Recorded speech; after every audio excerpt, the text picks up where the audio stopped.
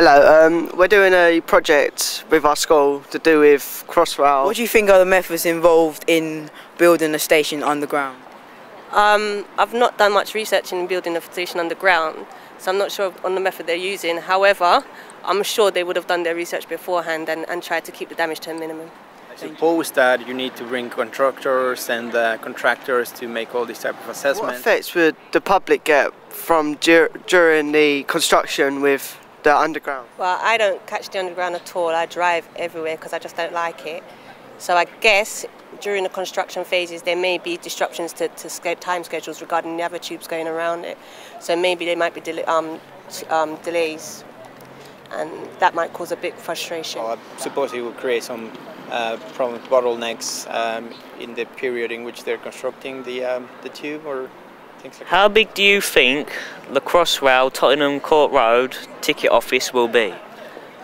I'm not quite sure, but it better be big enough to fit the amount of people going through it on a daily basis. How should Crossrail help the environment throughout this project? I suppose the emissions will be reduced if there's more public transport, and eventually it will be a benefit. The machines are removing the waste earth to create space for the station. It is taken away by truck and boat to Essex for recycling.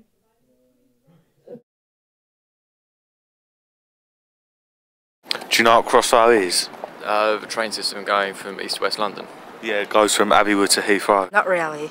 Oh, I've heard about it. It's that new link from... yeah. Yeah, it's a link from Heathrow to Abbeywood. No. No idea. Crossrail, it's the new railway system going across London, isn't it? The Crossrail project will cost £17 billion. Do you think this project is value for money?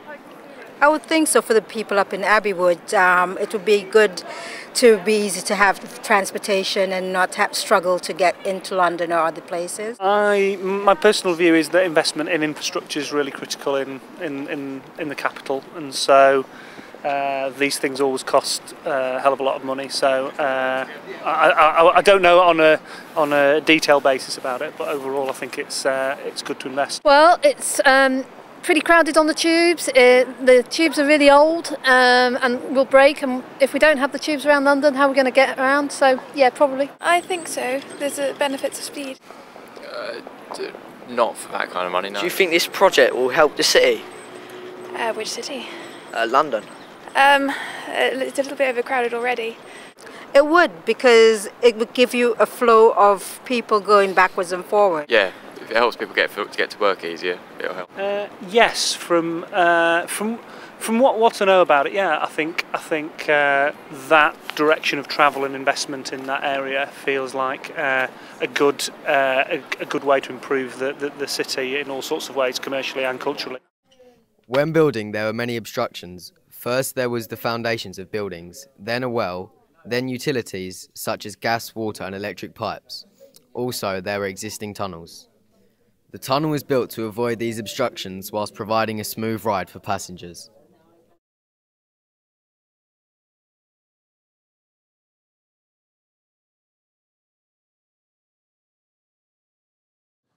The pedestrians are using the station for a range of reasons at all times of the day. The new station is designed to accommodate the needs of many different types of passengers. This animation shows the flow of people in and out of the new station exit and how it helps them to get where they need to go. Have you used Tottenham Court Road Station recently? Do you know what? I don't use the tube hardly at all, so no. No, I haven't. Not for a few years, no. Tottenham Court? No. I'd like to ask your experience of the station. Sorry, is that Tottenham Court? Or? Tottenham Court in general, but any other stations? I guess the underground can be a bit of a busy place to be, but on the whole they seem to work pretty well. I'd love it not to be congested. It means I'd be able to travel through it. Otherwise I can't, so I have to go another way around. What would your ideal experience be whilst leaving the station?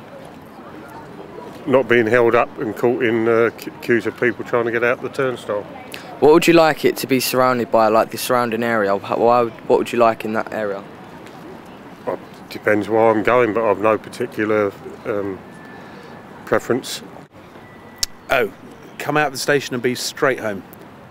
Good facilities in the station, toilet facilities is always a good one, and some useful shops, maybe a bit of colour and it's clean. My ideal experience would be no traffic, your Oyster card going through without anyone stopping you, and an easy journey. What would you like it to look like? What, the station? The outside? The outside, quite pretty, not plain and mundane like everything else.